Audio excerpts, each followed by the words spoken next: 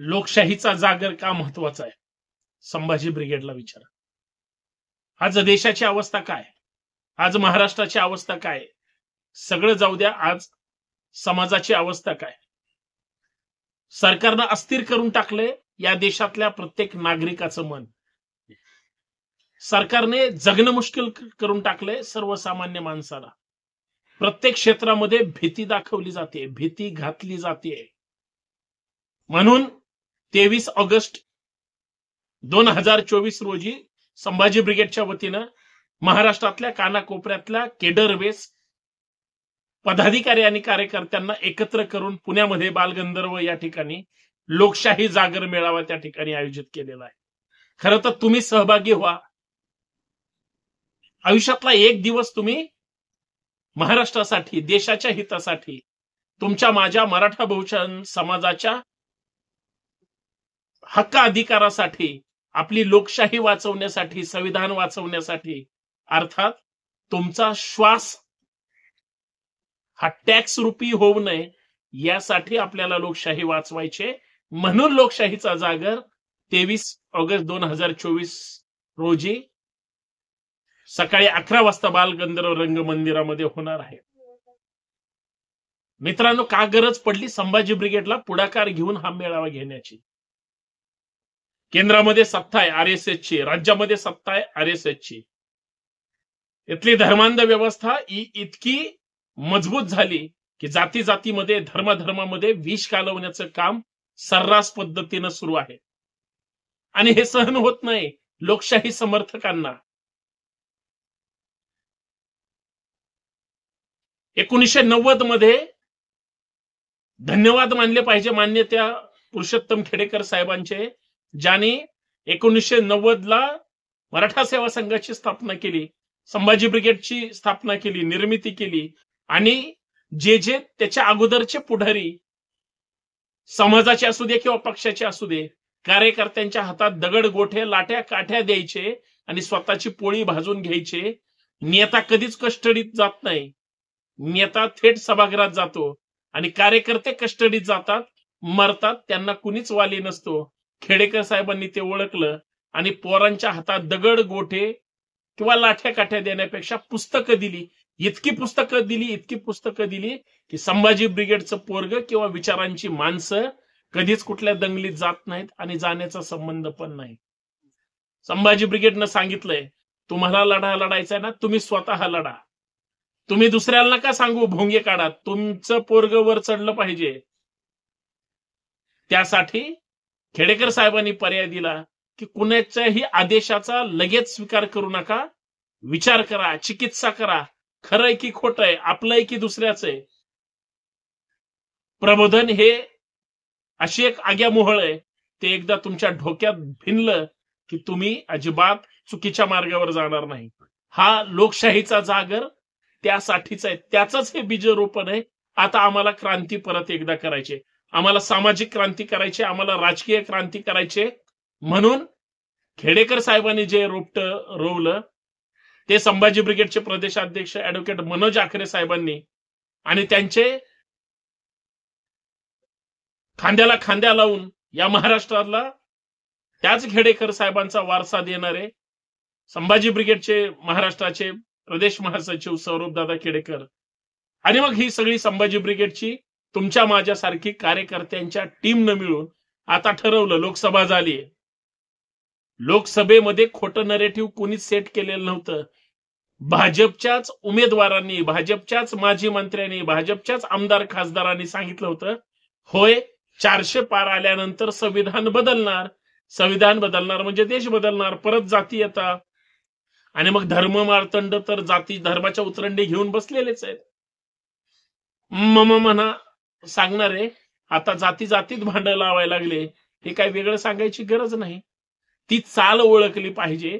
म्हणून मी जे मगाशी म्हटलं की केंद्रात आणि राज्यात आरएसएसची लोक सत्तेमध्ये आहेत, प्रशासनात सगळ्याच ठिकाणी सेट झालीत. मगाशी मी एका बँकेत गेलो होतो, बँकेत देशमुख मॅडम होत्या. म्हटलं चला मराठी माणूस आहे, आता हिंदी भाषिकांनी आम्हाला किती किंमत नॅशनलाइज बँकेमध्ये देतात हे प्रत्येकाला माहिती आहे. त्यांच्यापर्यंत गेलो, माझं जे काही काम होतं चर्चा करत होतो, मध्येच मोबाईल वाजला. सदा वत्सल्य वगैरे ते काय RSSची जे गीत आहे ते त्यांचं रिंगटोन होतं. मी कपाळावरच हात आणून घेतला, पण मी लगेच कपाळाला हात लावलेला मेंदूला सांगितलं की अरे मी पुढे टच करतोय, मागचं मशीन ऍक्टिव्ह अजून कर. मग मेंदूनी लगेच मला सांगितलं की बँकिंग असो, तुमचं कुठलंही डिपार्टमेंट असू द्या, RSSची सगळी मंडळी इतकी सेट केली, स्त्री असो किंवा पुरुष, त्यांची माणसं भरली गेलीत. तुम्ही जर गेले, शिंदे किंवा पाटील, इतर जे काय आपण कोणी माणसं असू द्या, गेलो तर आपल्या खांद्यावर हात टाकला जातो. आपली तर आडनाव लगेच कळतात, परंतु जी कॉम्प्लिकेटेड आडनाव असतात त्यांच्या खांद्यावर हात टाकून जानव बोटाने चेक केलं जातं. जर त्यांचं असेल तर लगेच सेट होतं, किंवा भटाळलेला असेल तरी लगेच सेट होतं. इतकी व्यवस्था त्यांच्या ताब्यात आहे. आमचं काहीच राहिलं नाही. मला नोकरी मिळाली त्यांना, त्याच्याबद्दल पण मला काही बोलायचं नाही. ह्यांची लोक सगळीकडे जाऊन जी काही सगळ्या सत्ता, प्रशासन ताब्यात आहे, न्यायसंस्था ताब्यात आहे, धर्मसंस्था ताब्यात आहे, अर्थसंस्था मी आत्ताच उदाहरण दिलं त्यांच्यात ताब्यात आहे, आणि प्रचार प्रसार माध्यम संस्था कशा सत्ता त्यांच्या वापरल्या. सगळे अँकर आणि बऱ्यापैकी संपादक हे सगळे सरकारचे गोदी मीडियाचे लाभार्थी आहेत. आमचे जे काही महाराष्ट्र वाचवण्याचा आणि देश वाचवण्याचा प्रयत्न करणार आहेत, ते महाराष्ट्र वाचवणारे पत्रकार मात्र किंवा देश वाचवणारे प्रामाणिकपणे रिपोर्टिंग करतात, म्हणून देशाची लोकशाही चौथ्या स्तंभावर सुद्धा भक्कमपणे उभी आहे. अन्यथा काय झालं असतं माहित नाही. म्हणून लोकशाहीचा जागर झाला पाहिजे. आमचे कोण आणि परके कोण, म्हणून हा मेळावा आयोजित करण्यात आलेला आहे. वेगवेगळे राजकीय पुढारी असतील, सामाजिक त्या ठिकाणी राजकीय चर्चा होतील, पण आखरे साहेबांचं किंवा खेडेकर साहेबांचं भाषण तुम्ही त्या ठिकाणी ऐकणं गरजेचं आहे. मित्रांनो, हा फक्त एका संभाजी ब्रिगेडचा मेळावा नाही, तर इथल्या लोकशाही समर्थकांचा आहे. इथल्या लोकशाही जिवंत ठेवणाऱ्या आणि प्रबोधनाची चळवळ महाराष्ट्राच्या कानाकोपऱ्यात घेऊन जाणाऱ्या त्या ब्रिगेडच्या मावळ्यांची आहे, जे या देशासाठी, या राज्यासाठी समर्पित आहेत. राष्ट्रप्रथम म्हणणारी सर्वोच्च संघटना म्हणजे संभाजी ब्रिगेड आहे.